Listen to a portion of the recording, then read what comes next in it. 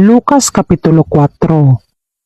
Og si Hesus nga puno sa Espiritu Santo, mipauli gikan sa Jordan, og gidala sa Espiritu ngadto sa kamingawan, nga gitintal sa yawa sulod sa kap-atan kaadlaw, og siya wala mukaon bisan unsa ni adtong mga adlawa, og gilayon sa pagkatapos niini gigutom siya, og miingon kaniya ang yawa, kung ikaw mao ang anak sa Dios, sugua kining bato nga mahimong tinapay.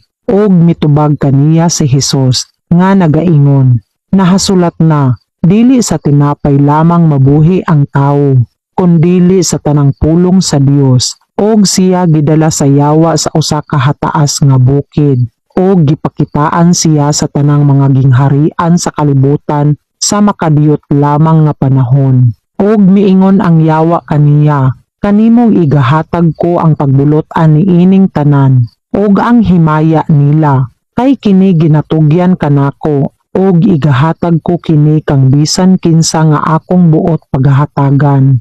Busa kung ikaw magsimba sa akong atubangan, maimo ang tanan. Og mitubag kaniya si Hesus, og nag-ingon, pahawa ka sa akong atubangan Satanas, kay nahasulat na, magsimba ka sa imong Ginoong Dios, og kaniya lamang mag-alagad ikaw.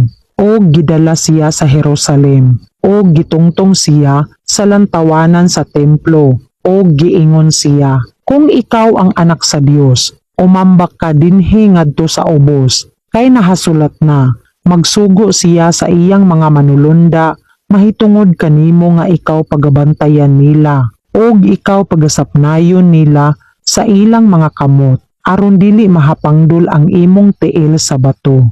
Og si Hesus mitubag og nag-ingon kaniya, giingon na, dili mo pagpanulayon ang Ginoo nga imong Dios. Og sa natapos ang tanang pagpanulay, ang yawa mibulag kaniya sulod sa usa ka panahon. Og mibalik si Hesus sa gahom sa Espiritu ngadto sa Galilea, og nasangyaw ang iyang kabantugan sa tibuok kayutaan nga nagalibot. Og siya nanudlo sa ilang mga sinagoga nga ginahimaya sa tanan. Og miadto siya sa Nazaret, diin siya magatubo, og ingon sa iyang nabatasan misulod sa sinagoga sa adlaw nga igpapahulay, og mitindog sa pagbasa, og gihatag kaniya ang basahon ni Isaias nga manalagna, og sa nabuklad niya ang basahon, hingkitan niya ang bahin nga didto nahasulat, ang Espiritu sa Ginoo ania kanako, tungod kay iya akong